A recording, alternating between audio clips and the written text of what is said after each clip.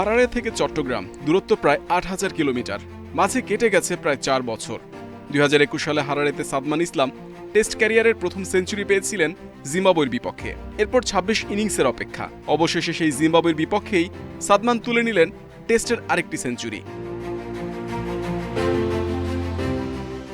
সাদমান যখন সেঞ্চুরি ছুঁয়েছেন তখন যেন তার কাঁধ থেকে নেমে গেল দীর্ঘ এক বোঝা।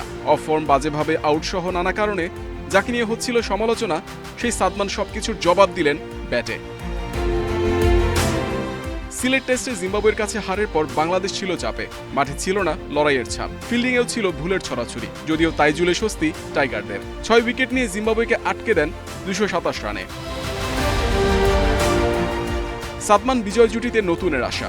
এনগারাবা ও ব্লেসিং মুজারাবানি মিলে চাপে রাখেন ওপেনারদের। তবে সাদমান আর জয়ের দৃঢ়তায় বাংলাদেশের ওপেনিং জুটি হয়ে ওঠে সেই প্রাচীর, যেখানে চির ধরাতে পারেনি অতিথিরা। ৩২ ইনিংস পর বাংলাদেশের ওপেনিংয়ে আসে ১০০ রানের জুটি, যেটার জন্য অপেক্ষা করতে হয়েছে ২৮ মাস।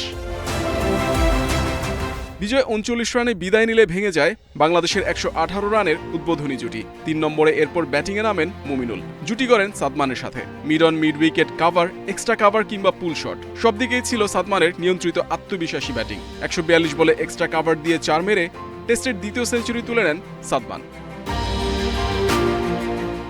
২০২৪ সালে রাওয়ালপিন্ডিতে পাকিস্তানের বিপক্ষে ৯৩ রানে আউট না হলে সেঞ্চুরিটা সাদমানের আরও আগেই চলে আসতো। দেরিতে এলেও সেই সেঞ্চুরিটা পেলেন। পরিসংখ্যান বিচার বিশ্লেষণ করলে দেখা যায় জিম্বাবুয়ের বিপক্ষে চলমান চট্টগ্রাম টেস্টে ৯১% শটে নিয়ন্ত্রণ ছিল সাদমানের, যেখানে তার পরিপক্ক ও আত্মবিশ্বাসী ব্যাটিংয়ের ছাপ রয়েছে।